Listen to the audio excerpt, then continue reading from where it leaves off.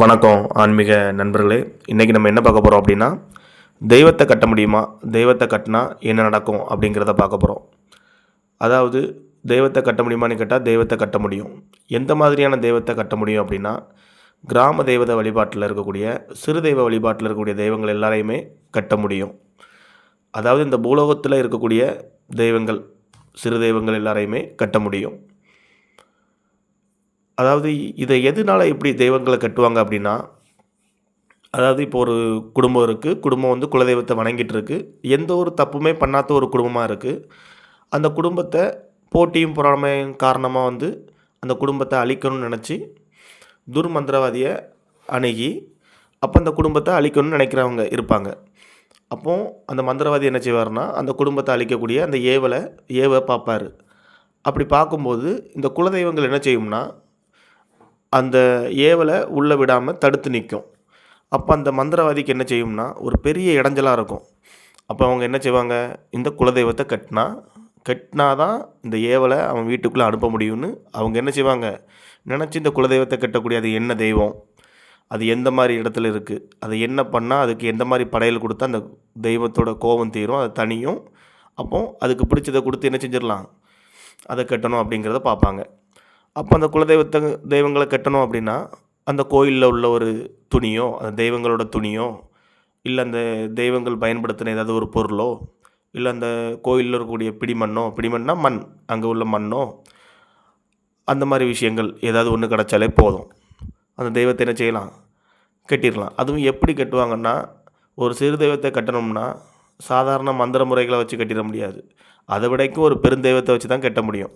அது எப்படிப்பட்ட பெருந்தெய்வம் அப்படின்னா, பிரத்யங்கரா தேவியாக இருக்கட்டும், காளியாக இருக்கட்டும், சரவேஸ்வரராக இருக்கட்டும், பைரவராக இருக்கட்டும், இந்த மாதிரி பெருந்தெய்வங்களை வச்சு என்ன செஞ்சிடலாம், சிறு தெய்வ வழிபாட்டில் உள்ள தெய்வங்களை கட்டிடலாம். எந்த மாதிரியான தெய்வங்களை கட்டலாம் அப்படின்னா, சேர்வைக்காரனாக இருக்கட்டும், பலவேசக்காரனாக இருக்கட்டும், சொரிமுத்து ஐயனாராக இருக்கட்டும், வேறு இசக்கியம்மனாக இருக்கட்டும், சுடலமாட சாமியாக இருக்கட்டும், கருப்ப சுவாமியாக இருக்கட்டும், இந்த மாதிரி தெய்வங்களை பத்திரகாளி அம்மையை வச்சு கட்டிடலாம், பிரத்யங்கராவை வச்சு கட்டிடலாம். ஏன்னா மாந்திரிகத்தோட தாயே பத்திரகாளி அம்மன் தான். அது எல்லாருக்கும் தெரிஞ்சிருக்கும்னு நினைக்கிறேன். ஏன்னா அவங்கள வச்சு தான் இந்த மாதிரி கதைகளை செய்ய முடியும். ஆனால் என்னென்னா, சூரியனோட பிரகாசத்தை எப்படி மறைக்க முடியாதோ அதே போல் இந்த தேவதைகளோட பிரகாசத்தை முழுமையாக மறைச்சி வைக்க முடியாது. காரணம் என்னென்னா, இப்போ ஒரு காளியம்மன்கிட்ட உத்தரவு கேட்டு இந்த தெய்வங்களுக்கு அதுக்குள்ளே பலிகாரியங்கள்லாம் கொடுத்து காளியம்மன் உத்தரவு பேரில் அந்த தெய்வங்களை கட்டிடலாம். அதே நேரத்தில் அந்த தெய்வங்களுக்குன்னு ஒரு கர்ம விதிப்படி சுழண்டு வரும்போது அந்த தெய்வங்களுக்கு அந்த கெட்டிருந்து வெளியே வர்றதுக்கு ஒரு நேரம் உண்டு. அப்படிங்கிற அந்த நேரத்தில் நல்ல மாந்திரிகவாதி உள்ளே வந்து முறைப்படி இதே மாதிரி ஒரு காளி தெய்வத்தை அவன் வணங்கக்கூடிய அந்த காளி தெய்வத்தை வச்சு இதே கெட்ட அவுத்து விட்டாங்க அப்படின்னா, யார் கெட்ட சொன்னாங்களோ, யார் கெட்டுனாங்களோ அவங்களுக்கு பெரும் அளவுக்கு பாதிப்பை கொடுக்கும்.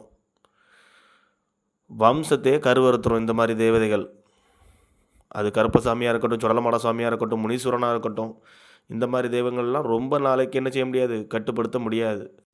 என் குருநாதர் ஒரு வார்த்தை சொல்லுவார், ஒரு தெய்வத்தை ஒருத்தன் கட்டுறான் அப்படின்னா அவன் மரணத்தை நோக்கி கட்டிகிட்டு இருக்கானே அர்த்தம் அப்படிம்பார். காரணம் என்னென்னா, நம்ம மனுஷங்க என்னதான் இருந்தாலும் இந்த கிராம தேவதைகள்னு சொல்கிறவங்க வந்து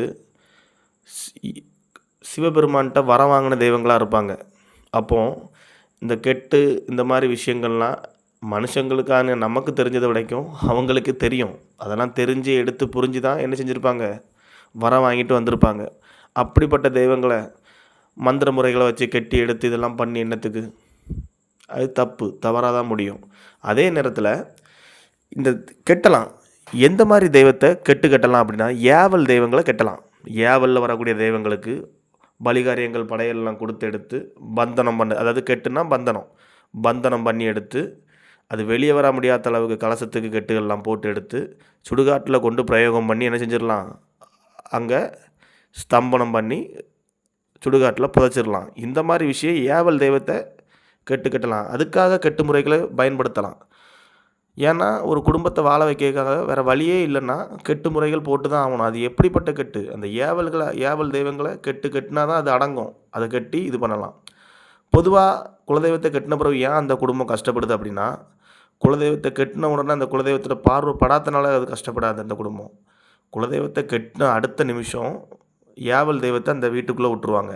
அப்போது இந்த குலதெய்வம் கெட்ட அவுந்த பிறகும் என்ன ஆகும், இந்த குலதெய்வத்தினால அந்த வீட்டுக்குள்ளே போக முடியாது. ஏன்னா இந்த குலதெய்வம் உள்ளே வராத அளவுக்கு அதை விடைக்கு ஒரு மிக சக்தி வாய்ந்த ஒரு உக்ர தெய்வத்தை அந்த வீட்டுக்குள்ளே அனுப்பியிருப்பாங்க.